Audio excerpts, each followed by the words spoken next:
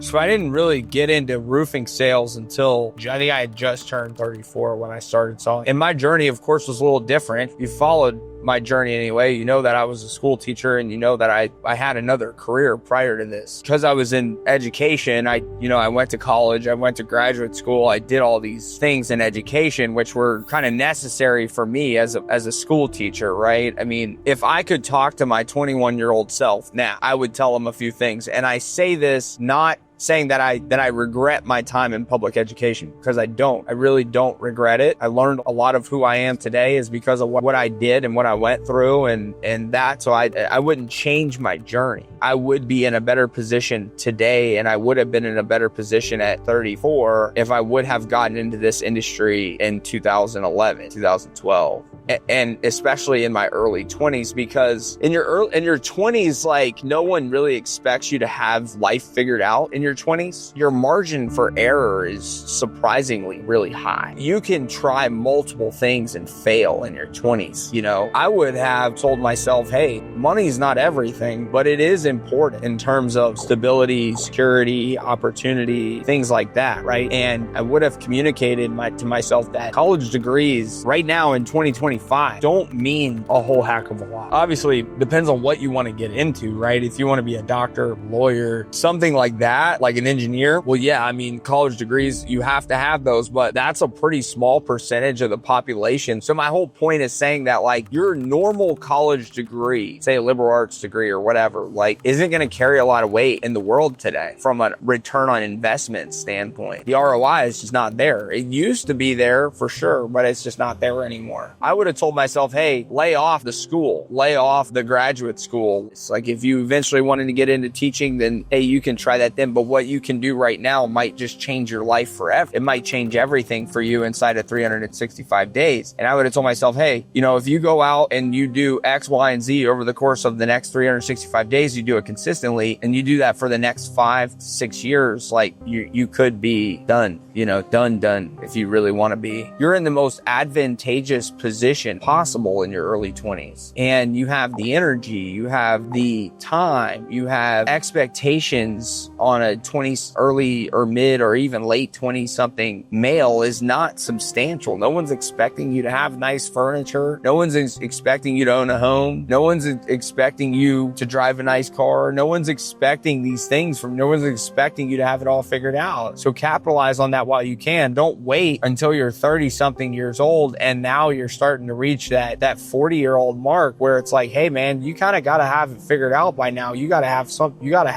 it buttoned up. So I would have said, hey, take a swing at it and, a good faith effort, in this field. The second thing I probably would have told myself if I was going to get into the field in my early 20s was, it's okay to make mistakes. It's okay not to be perfect today. Focus on short-term goals and not long-term goals. Like, you want to set your long-term goals, but really focus on the smaller one, the really ones that you can achieve inside of 30 days, 60 days, 90 days. Like, once you start to achieve sequentially a bunch of short-term goals, those long-term goals will just happen without even really thinking about them. So focus on short-term goal achievement. Focus on your lifestyle processes. I suppose this is the third piece, is I would say just really focus on your habits and your lifestyle, because most 20-something-year-olds are really just focused on partying. They're focused on their image. They're focused on perception. They're focused on the social media perception. I need to look like I'm doing this so people think I'm doing something important. That doesn't matter. That's a bad idea, right? It'll work short term, whether it's attracting women or whether it's just clout and flexing or whatever, but it doesn't mean anything. There's no substance to it at all. There's no longevity there. So I would say just forget about all that in your early 20s and just wait until down the road when you actually do have something that's legitimate. If you want to flex then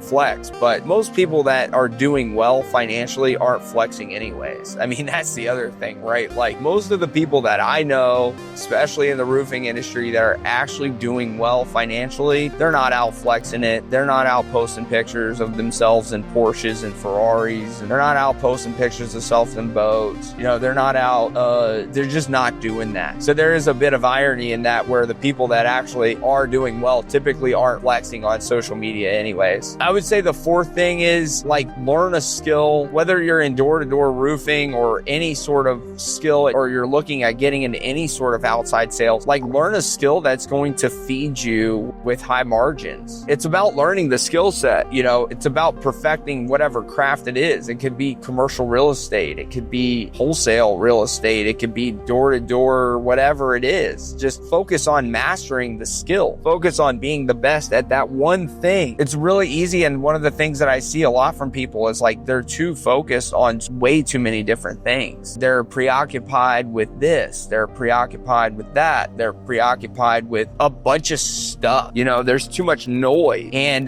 noise isn't good. Don't be, focusing on roofing sales or some sort of sales, and then at the same time trying to build out another business. Just perfect one craft, perfect one trade. Be the best at that. Let that feed you. And then once you get your capital and you want to pivot and go somewhere else, then do it. But just focus on one thing. There's nothing wrong with that. That's your most efficient way to get from point A to point B. So limit the noise, limit the distractions, and limit the things that don't really matter. Kind of get a lot of clarity on like what's actually important, like in this exact moment, right? Because I think that especially with I'm in a different generation now of what the 20-year-olds, like we're two different generations, right? But one thing I do know about life right now in 2025 is that there's just noise everywhere. There's things everywhere, and it's kind of overwhelming because it's like, well, what do I get into? What do I focus on? And I think the first thing is that people focus on something that they're passionate about. And I don't think there's anything wrong with doing something that you're passionate about. But passion isn't that important when you're trying to build an economically sustainable book of business, right? Like, I never thought I would become passionate about roofs. I find a lot more purpose in this than passion, and kind of take the passion part and put that on the back burner. People think they have to do stuff that they're passionate about. That's not necessarily true. Yeah, I think those are the things that I would share. And I think finally, the final thing I would share is that everyone in the world, everyone in the United States at least, says they want to do big things, say they want to make money, say they want to change their life.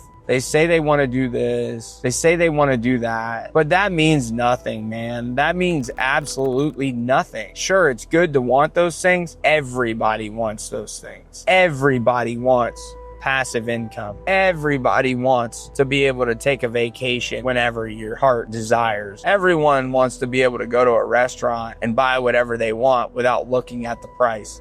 Everybody wants that, right? But the fact of the matter is that most people are not willing to do what it actually takes to get there. And what it actually takes to get there is so simple that it's complicated. And people overcomplicate the actual map, the actual plan. It's so simple that it's stupid. It's incredibly hard, and that's why most people won't do it. Everybody wants it, not everybody's willing to do it. But the recipe to get there is just quite literally consistency and discipline. That's all it is. And it's being consistency through every situation, discipline through every situation, consistency regardless of how you feel, discipline regardless of how you feel, consistency regardless of your results, discipline regardless of your results, good or bad, right? Like that's what it takes. And most people won't do it. Like someone could take everything I say, everything I do, and mimic me, right? Quite literally to a T in terms of my quote unquote sales style or sales ability or whatever you want to call it, which I don't even consider that really that important. Right? Because it's coming from an authentic place. So I'm not doing anything that's made up. I'm not doing anything that's a facade. Like it's who I am, and it's what I've learned how to do. And that's my approach, right? But someone could take that and they could literally mirror it to a T. It's still not going to somehow magically work, because what works about it is the consistency and the discipline. There is no secret sauce. That is the secret sauce. That's just what it is. That's what most people aren't willing to do. I'll use an example, right? Like there are mornings that I wake up, I don't feel good. Whatever, man. You can come up with a million different things. Might not feel like it, right? But I have to do it. This is just what I have to do. This is what I'm built to do. This is why I'm here, right? So coming up with everybody can find an excuse too. I mean, everyone can find an excuse. And I think that this is another thing that I would say to people, to guys in their 20s that are getting into outside sales is like, eliminate excuses altogether. It's always your fault. If something doesn't go right, if something goes left, if something like you don't get the outcome that you want, you have to blame it on yourself. It's your fault. It's your problem, right? It's so easy to just blame things on other people. Blame it on the customer. Blame it on this. Blame it on that. Blame it on whatever. You just gotta, I mean, like, it's just it's all or nothing. You have to take unequivocal responsibility for everything. That right there, in and of itself, that mindset and that mentality will do more to serve you than anything else. But that's the secret sauce. You know, everybody's looking for that quick, especially people in their 20s. They're looking for quick money. They want it right now. You know, they think, oh, well, you know, the path to some 6 figures or multiple 6 figures, you know, should just happen, right? Like maybe there's a link I can click and an Amazon store I can set up and this I could do and that I can do. But what to remember is that if it's really that easy, then everybody would be rich. Everybody would be rich if it was that simple, right? If it was that easy to do, then everybody would have money because it's just that accessible, right? It is that accessible and it requires more from the individual, and it requires accepting some really hard truths about the world, really hard truths about yourself, and really hard truths about just how things work. And I think anybody, there could be a little bit of luck involved. I don't know. I really don't know. I don't know. Maybe I've gotten lucky a few times. I have no idea, man. I just know that it's just showing up consistently, putting yourself in position consistently. And that sounds so cliche. It's just so like, well, yeah, it does. But most people just don't do it. And that's where the separation begins. And that's where, you know, that's just where it is, you know.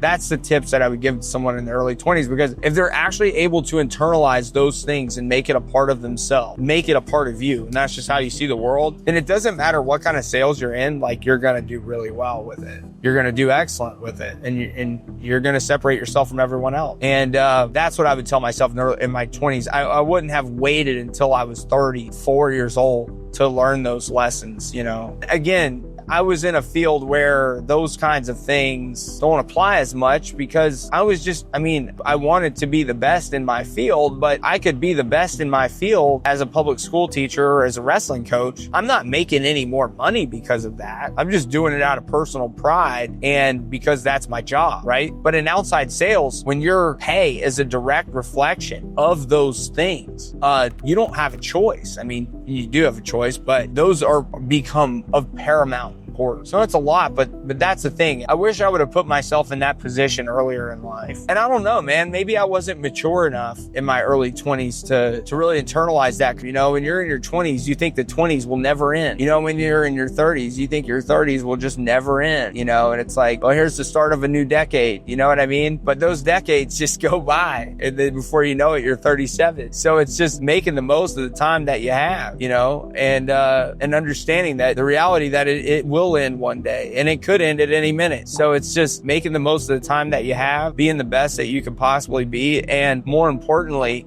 taking pride in it, right? Like there's nothing more fulfilling in the world. Something more fulfilling than money is taking pride in what you do and growing in what you do and being the best or trying to be the best at what you do. Taking real true pride in that, you know, that's more rewarding than anything. And so those things I think is what I would share to someone in their 20s, early, mid, or late 20s that are in outside sales or looking to get into outside sales. And I know it's a lot, but it's a lifestyle. And I think the final thing I would say on that, I know I'm going down all kinds of different rabbit holes, but there is a fear whenever you're getting into outside sales because it's abnormal, right? Especially if you're coming from somewhere where you're just getting a consistent paycheck every month and then you're going to say commission only and you're like, holy smokes, man, like this is a legitimate leap. And it is. You should be nervous. Your body and your mind should go into this kind of mode of survival and of frugality. I mean, that's kind of the gist of it. You know, it's really that simple. And I think the earlier and the sooner that someone in outside sales can internalize those things make it a part of them, literally not just a belief or not just words or not just something that I internalize for a month, 2 months, or 3 months, but something that becomes a part of me, something I do and I believe without even having to think about it. That's where the separation begins, and that's what I would do. So just, there's no secret sauce. It's really that simple. Yeah, and if you are in roofing sales and you're looking for mentorship, looking for some support you don't live in Arizona and you're out of the state and you're looking to, looking to grow and looking to learn, check out the link below. We did start up a mentorship program, coaching program, people around the country just to get access to some of the things that I'm doing and get some more intimate access with me. So check that link out. And of course, if you are in Arizona and you're looking to get into roofing sales, you're looking to make that change and you think that you and I kind of align in certain areas, give me a call. I'd love to talk to you. I personally love working with guys on this transition. I love it because I went through it myself. So it's really important to me. It's really rewarding for me, and love to talk to you.